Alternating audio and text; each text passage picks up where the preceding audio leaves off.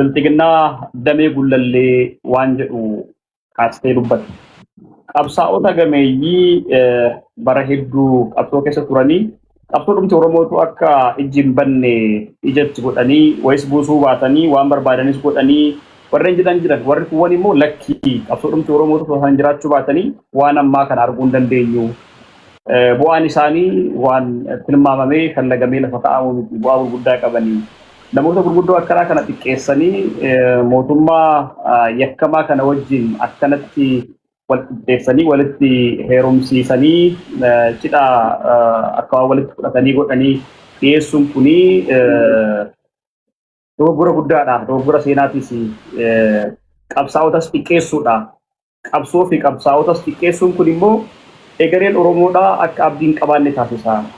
Jedhanii namoonni hadheeffatanii si morman jiran. Deebiin kee maalidha asirratti? Mootummaati. Biltiginaa jechuun qaama mootummaa jechuu bara. Biltiginaa jechuun mootummaadha.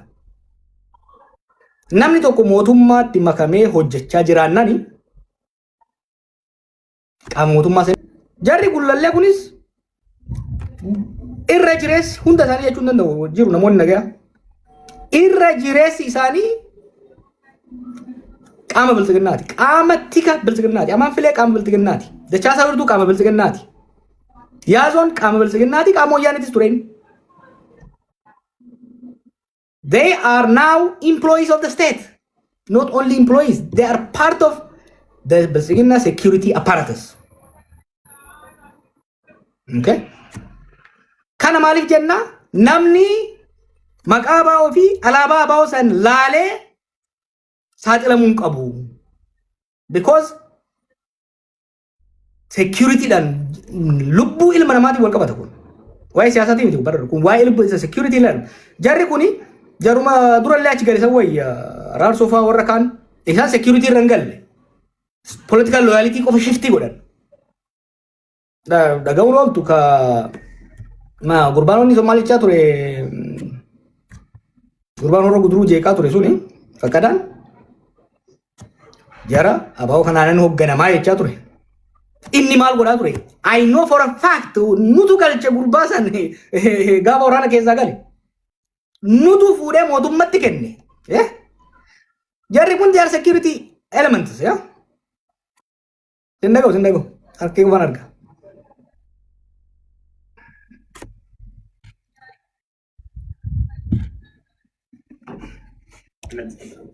Go ahead.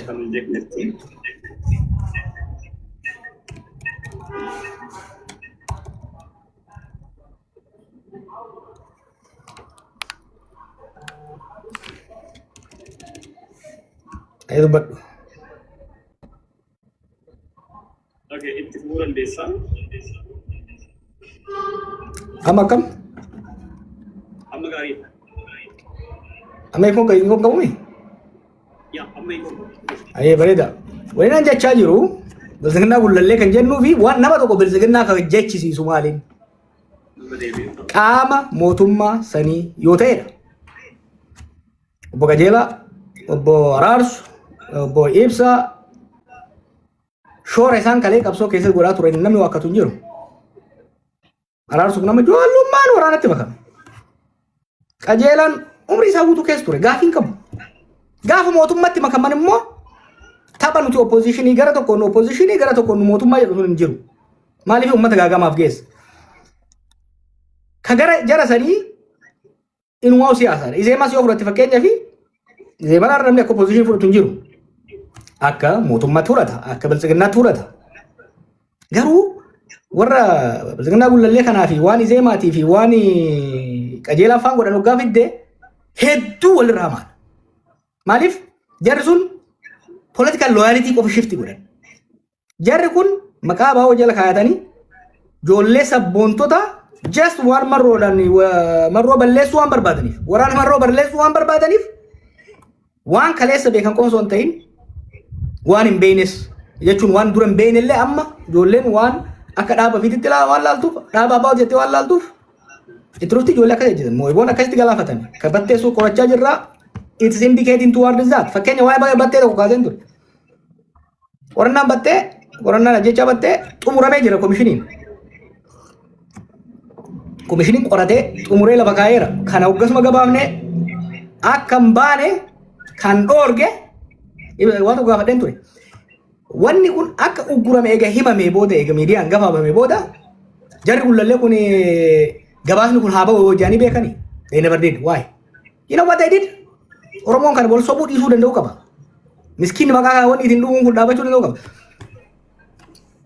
Ani waan bilisiginnaan haadhoon qofti dhoorgiteen see gabaasni sun akka hin baane. Oromoon wal fixaa jedhanii dhaqanii Oromoon yoo gabaasni kun ba'e Oromoon gosaa fi naannoon ba'e wal fixa jedhanii jarri gullallee kun. Nama xiqqaa miti kan dhume mooyyaaleerraa hanga beegititti kun dhaabatuu danda'u qaba. Arrakkoo irraa hin qabu. Obbo Daawud Faan Abiyyitti makamanii Abiyyi wajjin hojii mootummaa ifatti hojjechuun rakkoo hin qabu. Kalafa jala garuu guyyaa nuti oppositionidha. Abaa'oo jechuun resistance jechuudha. Once you get out of resistance, abaa'oo jechuun qabsoo bilisummaati jechuudha. Gaafa qabsoo mootummaa irratti qabsaa'uu dhiifte mootummaa irra looyite uummatatti akka riphee lolatti qabsaa'uu eegalte ati mormituu osoo hin ta'in paartii biyya bulchu. Namni maal jaa Abbabaa Garasuu maaliif abaarra? Abbabaa Garasuu qabsaa'aa ture. Nama Ihaadeeg didee deemee rakkoo meeqa Eertiraatti isa mudate aarsaa inni kaleessa godhe san dagachaa hin jirru. Aarsaan inni kaleessa godhe sun garuu yakka inni waggoota 8 dabre kana Oromoo irratti godhe hin waakkatamu jechuudha. Gootummaan kee kalee gantummaa kee irraa uwwisuu hin danda'u. Kan gara gullallee immoo hamaadha. Maaliif qorannoo jidduu kana godhaa jirruu fi gaafa mana hidhaallee keessa deemaa ture. By the way, an akka kitaabatti gara fuuldura barreessuu barbaadeen ture. Manguddoonni kun iccitiin isaanii dhoqqeen yakki isaan uummata irratti hojjetan akka daboolametti akka deeman barbaadeetiin ture dhugaan siin jaa. Mana hidhaan dahannatoota isaan bobbaasan wajjiinan ture beeki. Qondaalota wayyaanee isaan bobbaasaa turan. Abaa'oon obbo Daawud jala ture qaama tika biyyoolessa Itoophiyaadha ture. Dura gara atoomsaa kumsaatiin sanboota gurbaa Geetaachoo amantee jedhamu namoota baay'eedha kan inni jidduu kana baasu itti aansee Girmaa Xurunaatiin. Girmaa Xurunaa double agentii miti. He was a liaison officer kan jedhe clearly ajajaa fi hayyama obbo Daawudiin Geetaachoo Asaffaa wajjin hojjetaa turan ifatti. Ilmaan meeqatu ilmaan Oromoo meeqa qees irraa buqqa'e kolaafame mana hidhaa keessatti. Gaafa sanis gaafa asmaraa turan they were agent of the Ethiopian state security. Ani maafan ani silaa kanan dubbadhu nam beekaa garuu dubbachuun barbaade maafan dubbadde amma keessattuu waggoota 3-4 dabre kana they have renewed their contract. Gaafa angootti dhufani Abiifaan waloonii turan.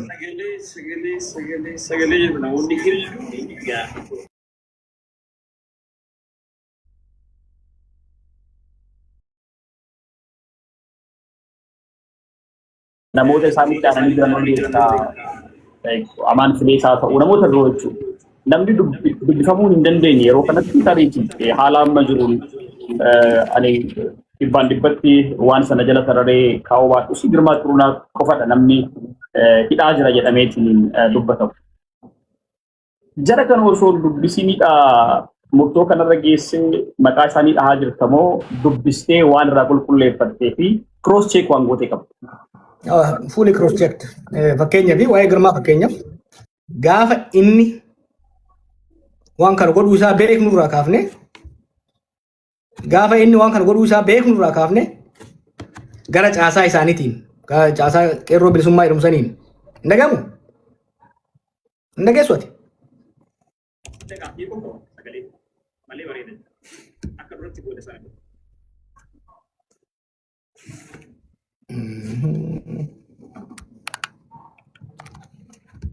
Teknolojiin dulloomsite amma kam?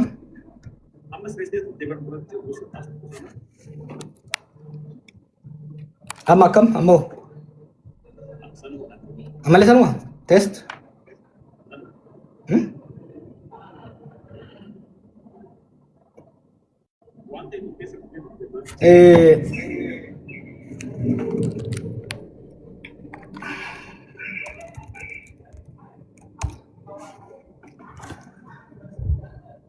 Ani mo sinaga om.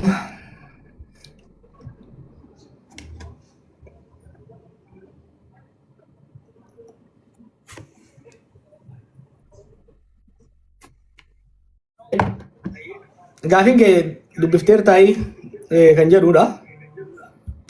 Eeyyen 2016 irraa kaafnee sochii Girmaaf Caasaan sun hojjechaa jiran 2015 actually 2014 irraa kaafnee kan dhageenye naannoo 2016tti gara caasaa isaaniitiin kallattiin immoo gara hoggansa isaanii biyya alaa jiruu fi Eertiraa jiruun itti himsiifne. Ufiifuu qoratanii koreen jiddu galeessaa maal koree gumii sabaa isaanii jaamu irra gahan gurbaan dabala jentii akka ta'e torban darbe garuu daawudwaan jedhu agarteerta ragaan hin jiru ragaan toons ilmaan meeqa kaydhaa jirtu jechuudha. Saniyaas amaan filee irra geenye amaan filee Booranatti qabame hidhame he became state collaborator waggaa 10 itti murteessan timee daddiil waggaa 2tti bahe Booran irraa kaasee hanga Shashamanneetti hanga Finfinneetti namoota qabsiisaa ture. Waan kana akkuma dhageenyeen beeksifne tarkaanfii fudhatame hin jiru. Waan yaasoon salaaleetti godhamu hin beeksifne tarkaanfii fudhatame hin jiru. Booda waggaa laallu dubbiin matamarraa kan jedhu irra geenye jechuudha. Kun waan namni hundi beeku. Warra jarma san keessa jiru warra hundi isaanii ni beekan. Kan waan ishuu goonee dura turuu qabnu miti beektaa. Wanni waan kana kaasuuf very simple. I want to clear my conscience. Wanin beeku iddoon dubbatin lubbuun bira. Remember my principle is hingabu. Gabuun barbaadan osoon kana jedhee jiraadhe. Ummanni Oromoo murna gullallee san jala hiriiraan mirga isaati akka paartiitti. Garuu qaama mootummaa qaama tika mootummaa ta'anii itti dhaquu qabanii then they are out of their own risk.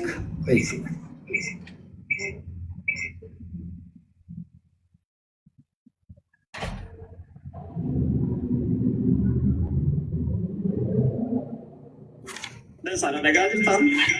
Eesin nagaa. Baay'ee beekaa jira fakkaata. Har'a egaa daawwattoota keenya sagaleen gama keenyaan natti fakkaatu. I think TikTokiidhaan kallattii warreen dhagaa jirtan sagalee guddinaan dhagahama. Feesbuukii fi yuutuubii irra warra jirtanii sagaleen kan TikTokiitu garan eekoo godhatu fakkaata akkan teektileeffatetti. Ijoolleen nu gargaaraa jiran sana naaf dhaamanii. Sirreessuudhaaf yaalaa jirra. Sirreessinaa jedhee abdii qabaadha gidduutti. Gaafilee hedduutu ka'u ganama kanaanii Jawaar dhaggeeffachaa tuma sagalee sirreeffachuun yoo danda'ame sirreeffadhu. Inni biroo namoonni baay'een kallattii garaagaraatiin dhimma kanarratti ani rakkoon kun kallattii garaagaraatiin jiru rakkoo biyyaa miti rakkoo akkasiitii miti.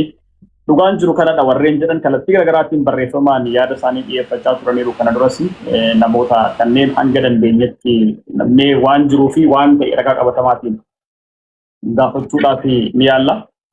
Obbo Jawaar Mohaammed marii waliin godhaa jirru keessatti maqaan namoota hedduudha kan ka'aa jiru.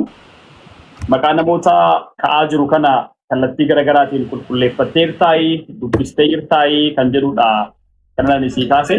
Dhaabaa warra dhaabaa irratti gabaasa dhiyeessinee irraa yookiin immoo dhimma kana itti himnee deebiin arganne hin jiru. Kanaaf murtoon keenya walumaa galatti rakkoon warruma olaanurraa akka jirudha kan jettee nuu kaaste.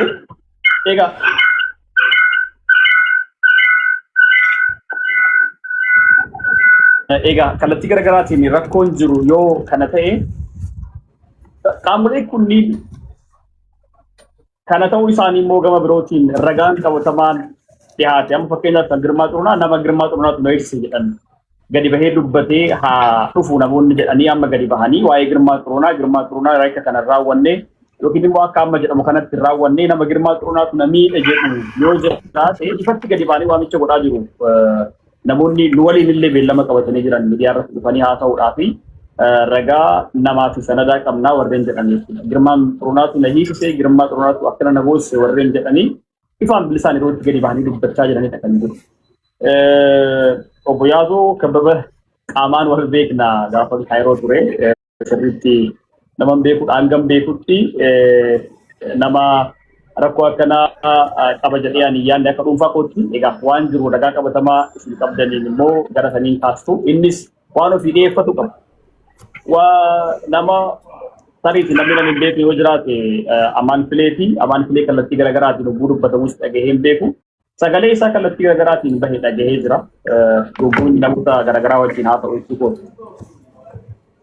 Wanti kun yeroo kanatti ka'uun isaa hiikaan inni qabsoo Oromootiif qabu maali? Kadura qabsoo Oromootiif osoo ta'in ilmaan Oromootiif baay'ee barbaachisaadha. Ilmaan Oromoo amma booda dabale ejentootaan dhumuun qaban.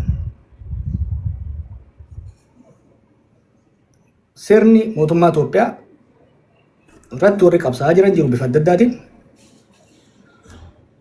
Oppidoo fudhadhu. Oppidoon diina wajjin turte, ifatti diina wajjin turte, namni oppidoo amanee oppidoo bira galee ajjeefame hin jiru. Namni oppidoo irratti qabsaa'ee ajjeefame malee. Namni oppidoo amanee itti galee oppidoon gantee du'e hin jiru hanga beekutti. Jara gullallee sana biltiqinaa gullallee sana garuu namni irra jireessi namni wayyaaneen ajjeefte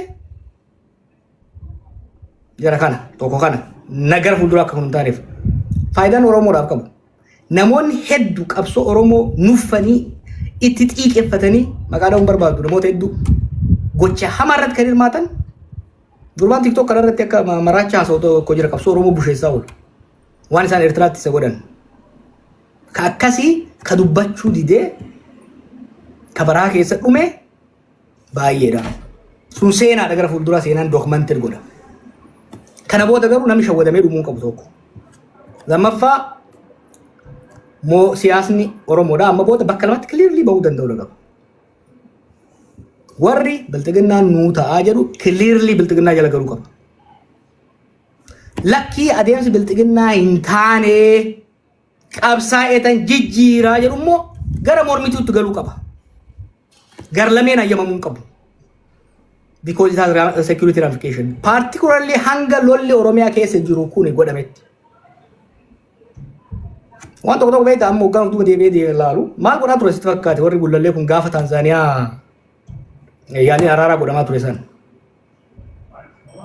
Steeppii lamaan deemamuuf yaadame. Tokko mootummaanii fi waraanni bilisummaa Oromoo goshee godhaniitti dhimma security settle godhu. San booda political process itti seenna akka kaafaa ofii abaawoon itti seenan. Jarri gullallee kun duuba gara galanitti waraanni jiru marroo jala hin jiru. Waraanni Shawaa keessa jiru marroo jala hin jiru. Waraanni Boorana jiru marroo jala hin jiru. Waraanni maalii jiru. He is by himself. Sabotage godhaa turan. San osoo hin ta'in jeequmsa booda waraana keessatti uumamee ilmaan Oromoo meeqatti dhuman. Ani waraanni kun hundi harree yoo galle rakkoo irraa hin qabu. Abiyyillee garas yoo galle rakkoo irraa hin qabu. Garuu dhumaatiin ilmaan namaa shira fi sharrii dalagu kanaan godhamu dhaabbachuu kana dhaabsisuu barbaachisaa jechuudha. Taphni akkanaa kun taphni ilmaan namaa qabsiisanii ittiin taphatan kun dhaabachuu danda'uu qaba. Ani ilma Abaawooti. Abbaan kiyya Abaawoo ture. Abaawoon eenyu anaaf beektaa? Abaawoon dhugaa eenyu beektaa? Ijoollee shiraan dhumte tana.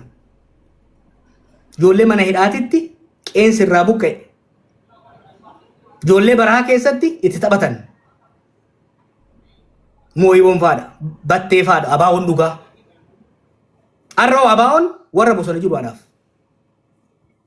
Namni Abaawoo jechuu danda'u warra with all his mistakes, with all his wrong doings, marroo qofa, marroo fi guruppii san qofa. Warri sanii asii gareen qajeelaafaas gareen daawudfaas biltsiginnaadha. Uummanni keenya daawud jaalachuu qajeelaa jaalachuu deeggaruu mirga qaba. Akka biltsiginnaatti deeggaruu qaba. Kaafaawoo keessaayis taanan gara mootummaa goree keessattuu ajjechaa security apparatus keessatti hirmaannaan namni sun ofirraa fageessuun barbaachisaadha jechuudha. Mooraan Oromoo clear ta'uu danda'uu qaba. Maaliif kana siin jasi fakkaate? Amma waan tokko haasaa turre miti naafati gaaf tokko. Ijoollee waraana keessaa galte kana maal kennitan hin jennu. Gaaf sanyiin faagalan baga galtan jenneen walajjee suura kan wayyaa. Garuu immoo guduruu akka qabattetti waba moofiin jettee deebitee caakkatti hoggaa deebitee ummata keenya dogongorsiiftee fixxu amma waraana Moosee faan hogganamu kanaan waraana bilisummaa Oromoo jennaan moo maal jennaan ummataanoo amma marroos barri waraana amma marroo jala jirullee qeequu hin dandeenyu maaliif gaafa namni dhume kiyyaa miti waraana shorroqaa jedhamutu nama fixaa jedha shorroqaan dhabamuu qaba waraanni mootummaa warri mootummaatti gale clearly kaabba uniformii mootummaatiin uffate makalaakaa ta'e poolisii Oromiyaa ta'e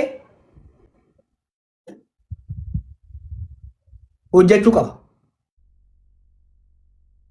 Kaabba oppositionii ofirraa buusuu qaba.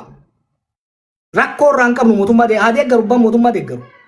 Abbaan mootummaa mormummoo seera mormituu hordofee discipliniidhaan. My concern is about holding people accountable.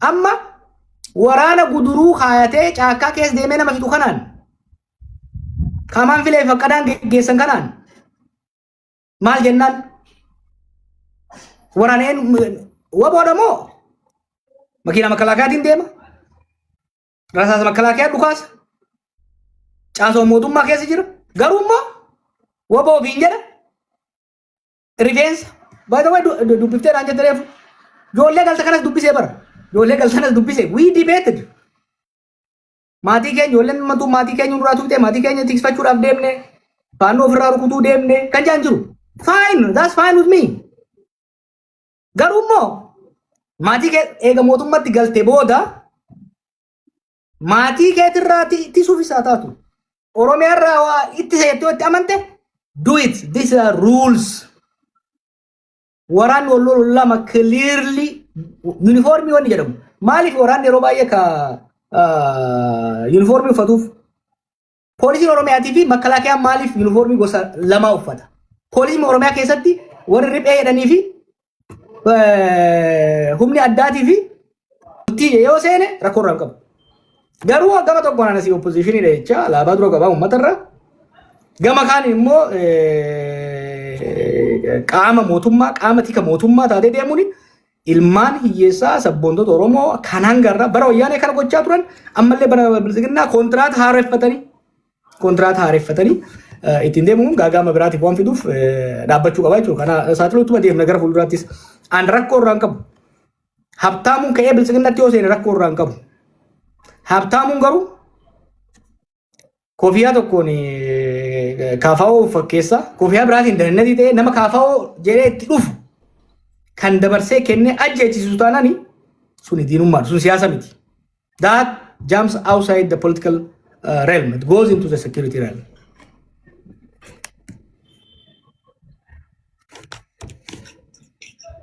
Sagalee kiyyeen dhaga'ama. Eessin dhagaa? Hiikoo qaba sagaleen kee ati gaafa haasoftu namoonni rakkoo akkasiin adda haasachaa jiru. Egaa kallattii garagaraatti sirreessuu yaalla mootota keenya dhoofkachaa isin jenna gidduu gidduutti sagaleen hiikoo qabaachaa akka jiru argaa jirra. Dhugaan in sirreessina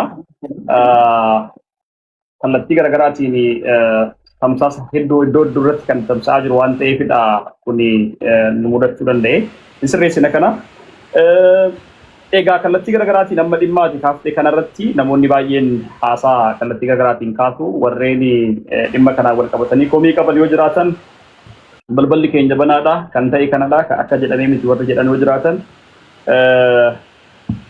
yaada isaanii dhiyeeffachuu danda'u kana gamanumaan kaasuu barbaanna gama birootiin